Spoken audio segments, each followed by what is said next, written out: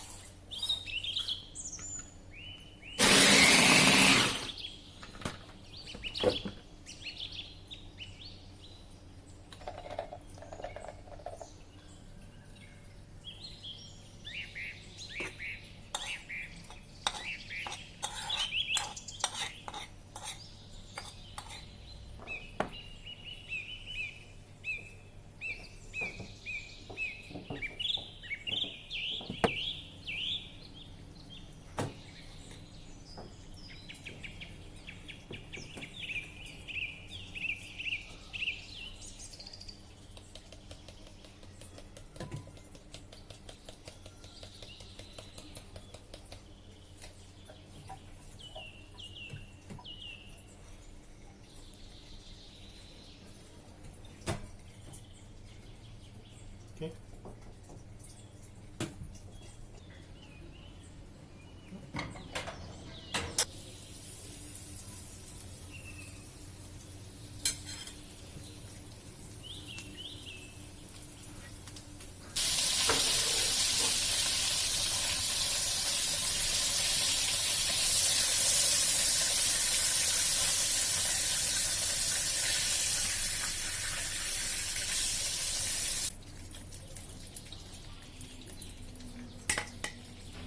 Look.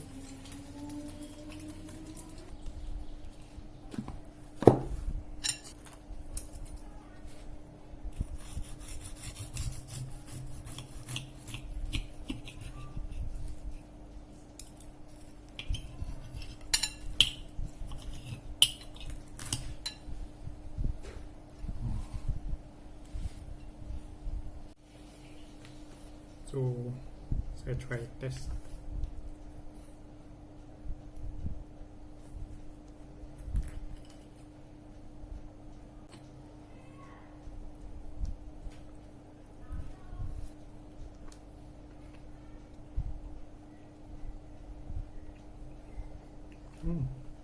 Okay lah, dia tak rasa cheese sangat, tapi still crispy, juicy ke dalam.